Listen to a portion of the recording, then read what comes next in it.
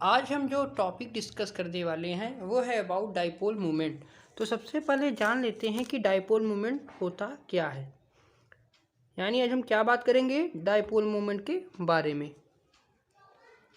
तो dipole moment सबसे पहले हमको क्या बताता है, तो देखिए जो डाइपोल मोमेंट है इसका सिंबल होता है म्यू, और ये आपका पोलैरिटी ऑफ मॉलिक्यूल को रिप्रेजेंट करता है। किसको रिप्रेजेंट करता है? Polarity of molecule. यानी कोई मॉलिक्यूल पोलर होगा या नॉन पोलर होगा, ये डाइपोल मोमेंट आपको बताता है। यानी जिसकी म्यू की वैल्यू जितनी ज़्यादा होगी वो उतना ही ज़्यादा पोलर होगा। यानी म्यू की वैल्यू जितनी ज़्यादा वो उतना पोलर, और म्यू की वैल्यू जितनी कम वो उतना कम पोलर, यानी लेस पोलर। वहीं अगर म्यू की वैल्यू इक्वल टू 0 हो जाए तो उस कंडीशन में इसको हम बोलते हैं नॉन पोलर मॉलिक्यूल। तो देखिए डाइपोल मोमेंट क्या बताता है? Polarity of molecule. यानी डाइपोल मोमेंट का सिंबल होता है म्यू, जिसको रिप्रेजेंट करते हैं म्यू से। अब देखिए म्यू की अगर कोई फार्मूला पूछता है तो ये होता है चार्ज इनटू डिस्टेंस। ये म्यू की सिंबल होता है। देखिए केमिस्ट्री में हम डाइपोल मोमेंट की बात कर रहे हैं, फिजिक्स में इसका अलग ही कॉन्सेप्ट होता है। तो डाइपोल मोमेंट अगर हम केमिस्ट्री के बिहाफ पे बात करें तो एक प्रकार की क्या होती है? तो डाइपोल मोमेंट एक हमको क्या बताता है? सबसे पहले तो पोलैरिटी ऑफ मॉलिक्यूल बताता है, और अगर म्यू की वैल्यू जितनी ज़्यादा होगी मॉलिक्यूल उतना ज़्यादा पोलर होगा, म्यू की वैल्यू जितनी कम होगी मॉलिक्यूल उतना ज़्यादा लेस पोलर होगा। वहीं म्यू की वैल्यू इक्वल टू 0 हो जाए तो उस कंडीशन में ये क्या होगा? नॉन पोलर होगा। यानी इन दोनों कंडीशनों से आपने क्या सीखा? इन दोनों कंडीशनों से आपने सीखा कि अगर mu is not equal to 0 है तो उस कंडीशन पर ये पोलर होते हैं। यानी डाइपोल मोमेंट आपको पोलैरिटी ऑफ मॉलिक्यूल बताता है। अब यहाँ पर कॉन्सेप्ट आता है कि जो डाइपोल मोमेंट होता है वो कौन सी क्वांटिटी होती है। तो ये आप नोट कर लीजिए कि डाइपोल मोमेंट एक प्रकार की वेक्टर क्वांटिटी होती है। अब जो वेक्टर क्वांटिटी है तो इसके पास कुछ ना कुछ डायरेक्शन तो होगा ही। तो देखिए अब इसका डायरेक्शन कहाँ से होता है? तो देखिए इसका डायरेक्शन आपका लेस इलेक्ट्रोनिगेटिव एटम से मोर निगेटिव एटम की तरफ होता है। यानी less reactive towards more electronegative atom. मोर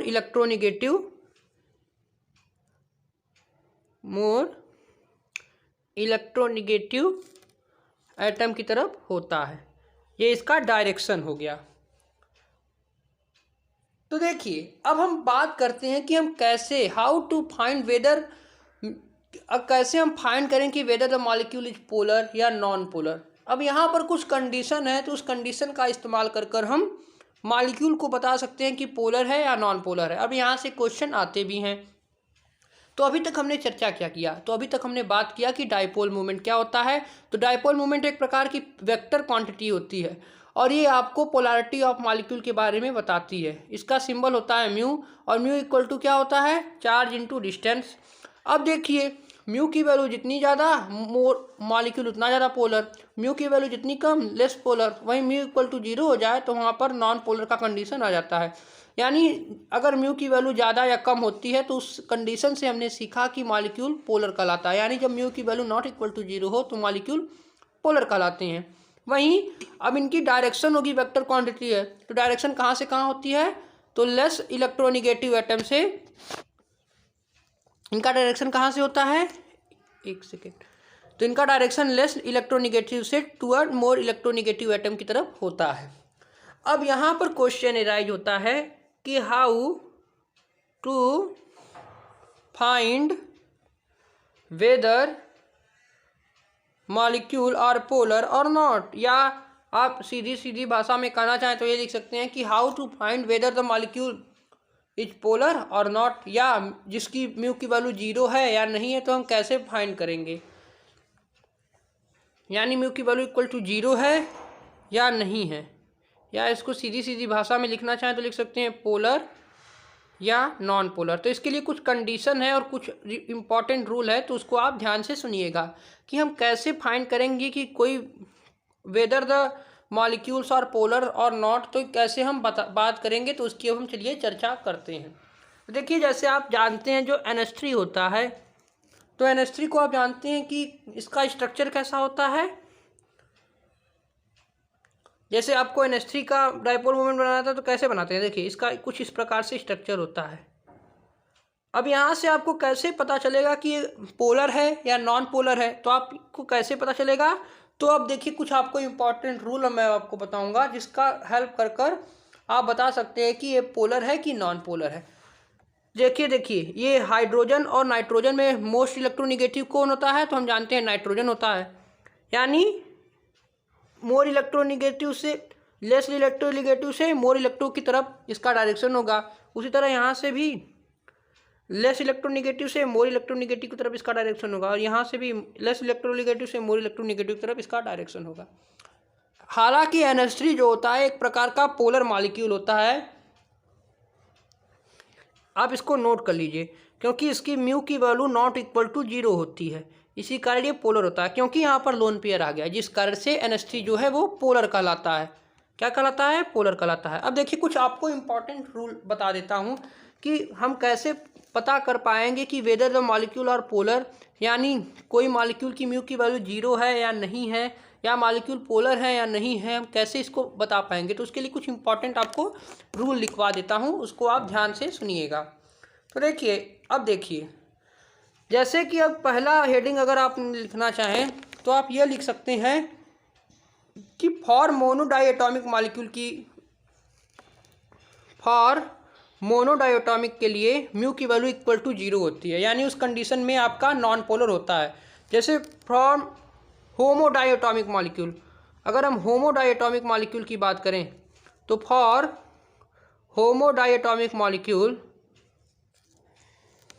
देखिए होमोडाइएटॉमिक होगा फिर उसके बाद हेट्रोडाइएटॉमिक होगा। तो अगर आप होमोडाइएटॉमिक मॉलिक्यूल की बात करें तो उस कंडीशन में म्यू की वैल्यू इक्वल टू 0 होती है, यानी उस कंडीशन में ये नॉन पोलर होते हैं। अब होमोडाइएटॉमिक मॉलिक्यूल कैसे हो गए, तो आपको देखिए एग्जांपल देते हैं, यहाँ से आप समझ पाएंगे। तो उस कंडीशन में क्या होंगे, नॉन पोलर होंगे। तो देखिए अब डाइपोल मूवमेंट के मैंने इंपॉर्टेंट रूल आपको बताया कि अगर कोई होमोडाइएटॉमिक मॉलिक्यूल होगा तो उसकी जगह पर म्यू की वैल्यू इक्वल टू 0 होगी, और उस कंडीशन में वो नॉन पोलर होगा। क्या होगा, नॉन पोलर होगा। जैसे होमोडाइएटॉमिक मॉलिक्यूल क्या हो गए, H2 हो गया, F2 हो गया, Cl2 हो गया, Br2 हो गया। ये क्या है, एक प्रकार के होमोडाइएटॉमिक मॉलिक्यूल। ये क्या है, होमोडाइएटॉमिक मॉलिक्यूल है। यानी अगर ये कहीं आपको दिखे, अगर H2 पूछता है, F2 पूछता है, Cl2 पूछता है, Br2 पूछता है, तो इनकी वैल्यू म्यू की इक्वल टू 0 होगी वैल्यू, और ये नॉन पोलर होंगे। वहीं अगर हम हेट्रोडाइएटॉमिक मॉलिक्यूल की बात करें, जैसे हेट्रोडाइएटॉमिक मॉलिक्यूल की बात किया, जैसे क्या हो गया, HCl हो गया, HF हो गया, HBr हो गया, HI हो गया, तो इस कंडीशन में क्या होते हैं, ये पोलर होते हैं।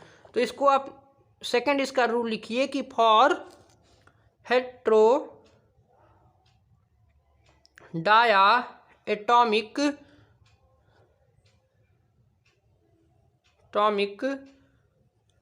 मॉलिक्यूल म्यू की वैल्यू नॉट इक्वल टू 0 होती है, यानी इसको हम बोल सकते हैं क्या है, ये पोलर है।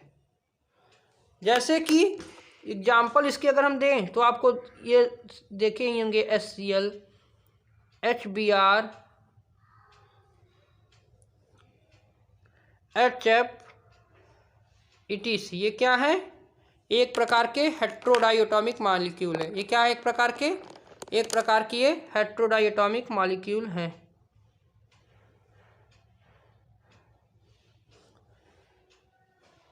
वहीं अगर इनके पास लोन पेयर आ जाता है तो उस कंडीशन में भी ये पोलर कहलाते हैं, यानी उस कंडीशन में म्यू की value equal to not equal to zero होती है, उस कंडीशन में भी म्यू की value not equal to zero होती है। यानी आप यहाँ पे देख सकते हैं कि NH3 जो था, ये जो NH3 था यहाँ पर लोन पेयर आ गया।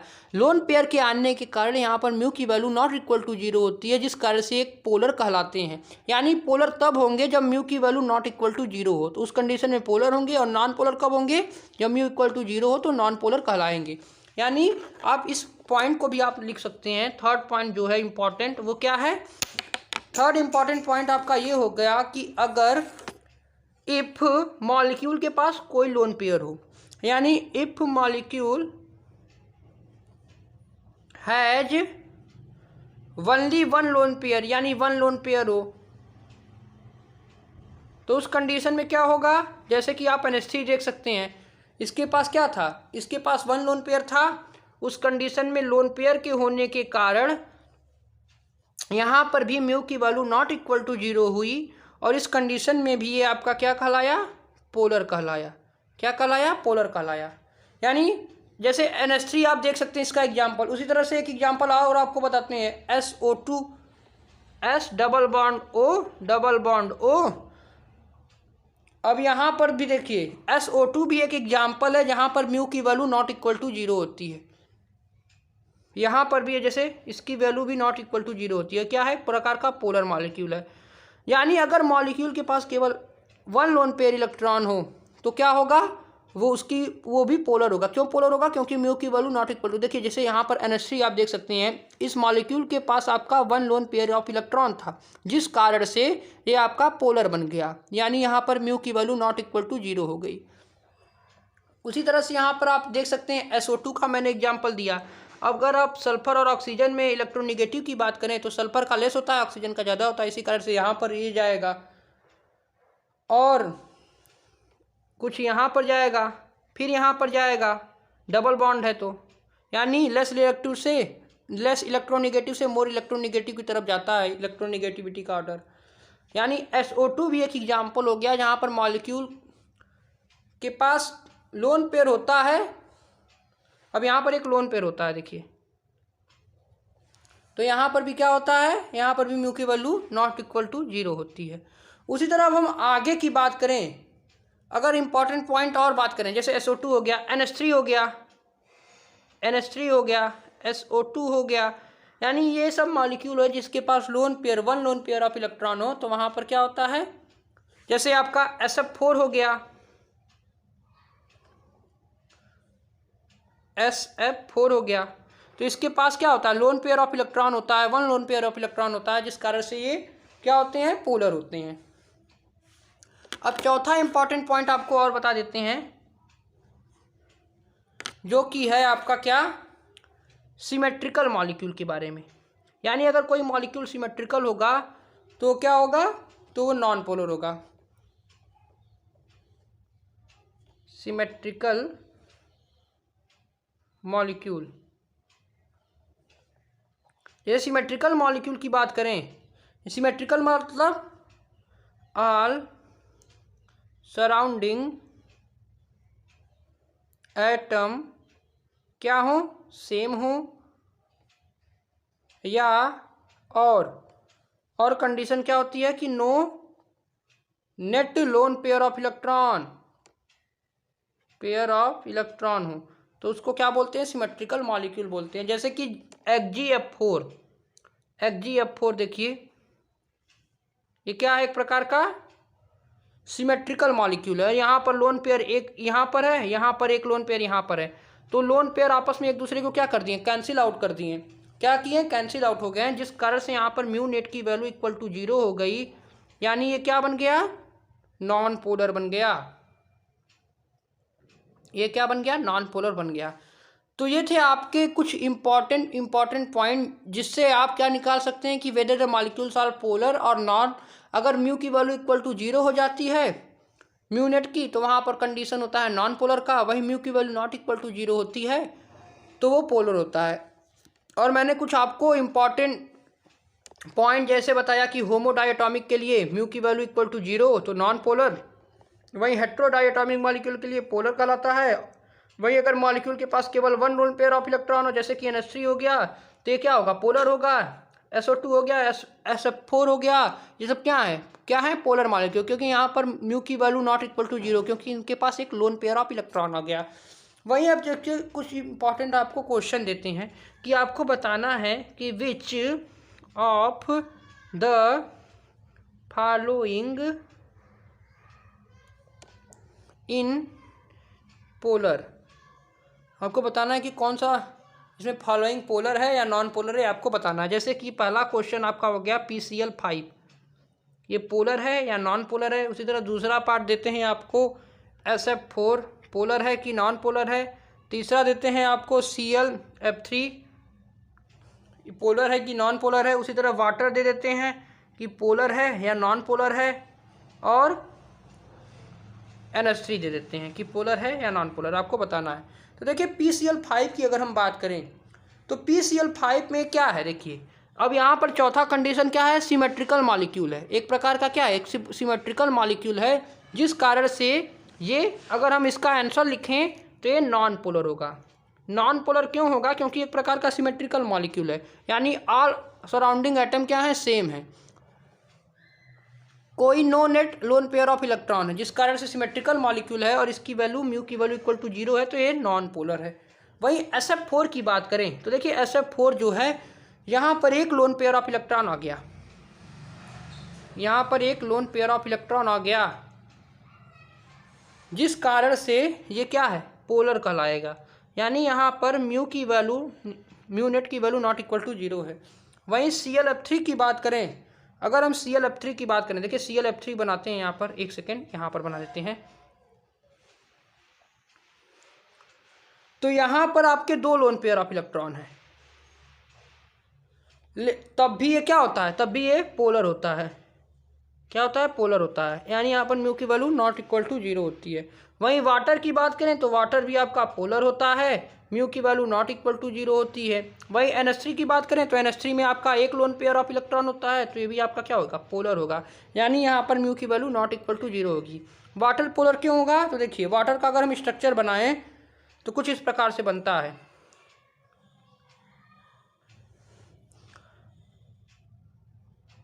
कुछ इस प्रकार से बनता है, यानी यहाँ पर भी म्यू की वैल्यू नॉट इक्वल टू 0 होती है और ये पोलर होता है। तो ये कुछ इंपॉर्टेंट क्वेश्चन थे जो कि आपके एग्जाम में पूछे जा सकते हैं। तो ये है आपका डायपोल मूवमेंट के बारे में, मैंने आपको आज कुछ इंपॉर्टेंट पॉइंट बताया। नेक्स्ट हेडिंग जो होगा वो है कंपैरिजन ऑफ डायपोल मूवमेंट, यानी हम डायपोल मूवमेंट को कैसे कंपैरिजन इसका कर सकते हैं। तो देखिए अब यहाँ पर डायपोल मूवमेंट को अगर आपको कंपैरिजन करना है तो सबसे पहले आप आंसर किससे देंगे, तो देखिए यहाँ पर आप इलेक्ट्रोनेगेटिव से इसको चेक करते हैं। सबसे पहले इसका डायरेक्शन देखेंगे, फिर उसके बाद इलेक्ट्रोनेगेटिव को आप चेक करेंगे। तो अब इसका देखिए कंपैरिजन कैसे करेंगे, तो इसका कोई रूल है कि first of all give your, अपना आंसर हम किस में देंगे, गिव योर आंसर, यानी give answer with direction if direction is same then check electronegativity, check electronegativity.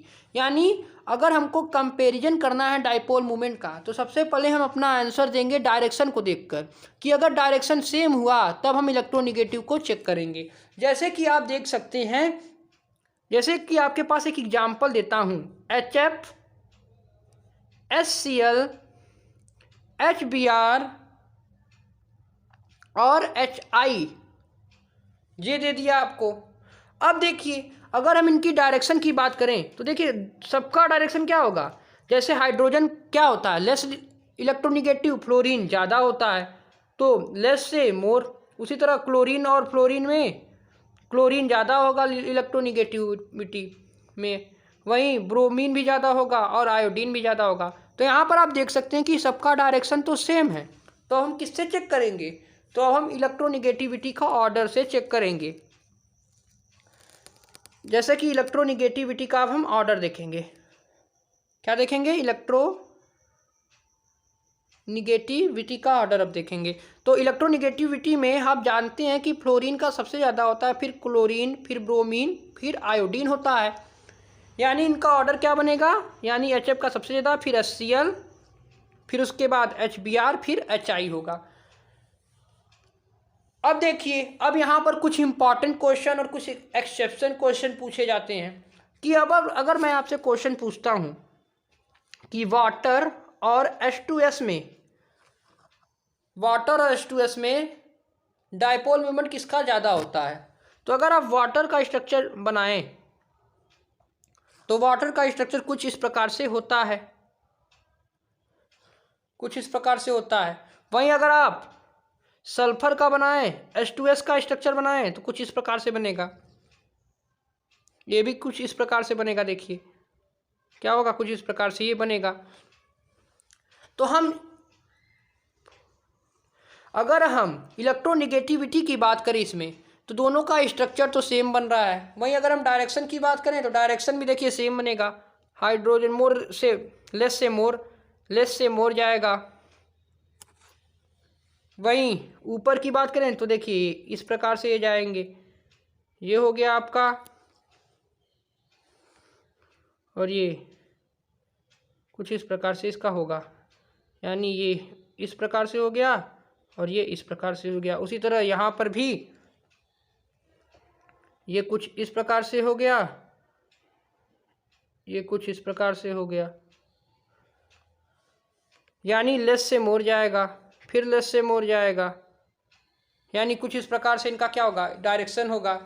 तो देखिए हम जानते हैं कि जो ऑक्सीजन होता है वो मोर इलेक्ट्रोनिगेटिव देन सल्फर होता है, जिस कारण से ऑक्सीजन जो होगा यानी H2O जो होगा वो ज़्यादा उसका डाइपोल मूवमेंट होगा एज कम्पेयर टू H2S। उसी तरह से अब यहाँ पर एक क्वेश्चन और आता है कि NH3 और NF3 में कौन सबसे ज़्यादा डाइपोल मूवमेंट किसका ज़्यादा होगा। तो देखिए अगर आप NH3 का स्ट्रक्चर बनाएं, देखिए ये इंपॉर्टेंट क्वेश्चन है, नीट में पूछा गया क्वेश्चन है। तो देखिए NH3 का स्ट्रक्चर कुछ इस प्रकार से बनेगा, वहीं अगर आप NF3 का स्ट्रक्चर बनाएं तो ये कुछ इस प्रकार से ये भी बनेगा, यहाँ पर भी लोन पेयर ऑफ इलेक्ट्रॉन होगा। तो देखिए क्या होगा, यहाँ पर देखिए नाइट्रोजन क्या है, मोर इलेक्ट्रोनिगेटिव है, तो हाइड्रोजन से नाइट्रोजन जाएगा, लेस से मोर जाता है इलेक्ट्रोनिगेटिव का ऑर्डर। वहीं अगर आप नाइट्रोजन और फ्लोरीन में इलेक्ट्रोनिगेटिव कंपेयर कीजिए तो फ्लोरीन का ज़्यादा होता है, तो ये नीचे जाएगा और ये ऊपर जाएगा। तो देखिए NH3 और NF3 में अगर पूछे कि डाइपोल मोमेंट किसका ज़्यादा होता है तो आप हमेशा नोट कर लीजिए NH3 का ज़्यादा होता है। ऐसा क्यों होता है, अगर आप यहाँ पर म्यू नेट निकालेंगे तो यहाँ पर क्या होगा, μ1 + μ2 होगा, यानी यहाँ पर क्या होंगे, यहाँ पर सब आपस में जुड़ जाएंगे। वहीं इनकी बात करें तो इसमें म्यू नेट की वैल्यू क्या होगी, μ1 - μ2 हो जाएगी, जिस कारण से इसका डाइपोल मूवमेंट कम होगा NF3 का एज कम्पेयर टू NH3। इसीलिए NH3 का डाइपोल मूवमेंट ज़्यादा होता है एज कम्पेयर टू NF3। तो इस वीडियो में इतना ही। अगर आपको वीडियो पसंद आया हो तो इसको लाइक कीजिए, शेयर कीजिए, सब्सक्राइब कीजिए। मिलते हैं नेक्स्ट वीडियो में, तब तक के लिए गुड बाय।